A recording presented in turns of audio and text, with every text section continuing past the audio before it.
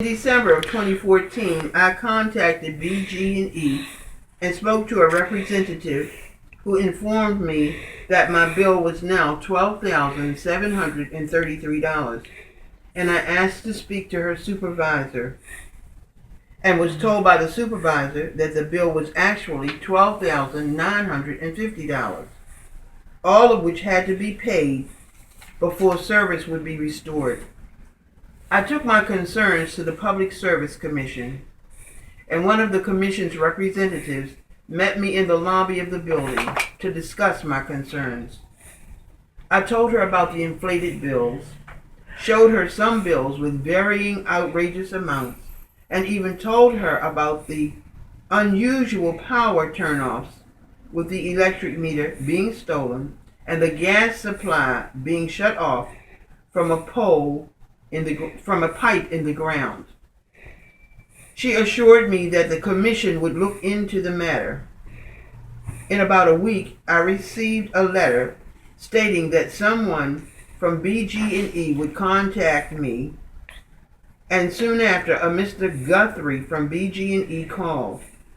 He said I owed $11,000 plus. Of course, I disagreed. I know that BG&E will terminate people's service for $100.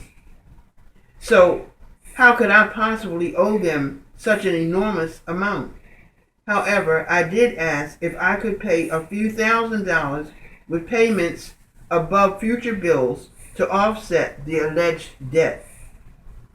No, I was told the entire debt had to be paid. So I asked myself how a regulated utility company could harness natural resources to sell back to the community at arbitrary legal prices. According to news reports, people died in the winters of 2012-13 and 2013-14 because their gas and electric was terminated and they could not survive the cold.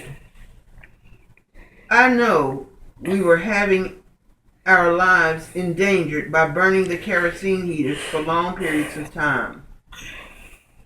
But I tried to keep my family warm the best way I knew how. Expensive, yes, but a necessity. I got back another letter from the Public Service Commission saying that their internal investigation revealed that BG&E was correct and that I was wrong, and I was to pay the $11,000 plus. And in addition, I was to pay reconnection fees and interest. So much for fairness. I noticed that in April 2015, parts of the kerosene heaters were missing from my home. So someone was entering my home and stealing whatever they wanted. I connected the property tax investor situation and BG&E excessive extortion attempts and the uninvited entering of my home and thefts from it, with all of my research findings taped to the walls of my home. Findings, I remind you, that I was previously told to stop taping to my walls. But why should I stop if my findings were not correct and hostile spies were not invading my privacy? In conclusion, I would like to say my findings have to do with the corruption in our governing system of religion, government, and law. Now, much of what I say from now on is sure to cause emotional disagreement in some, and even some backlash, because my comments will disturb the traditional way of thinking and reasoning. But I can assure you that my findings are irrefutable. First, let me speak about my findings concerning religion. The Constitution says that there is freedom of religion guaranteed by law for all Americans.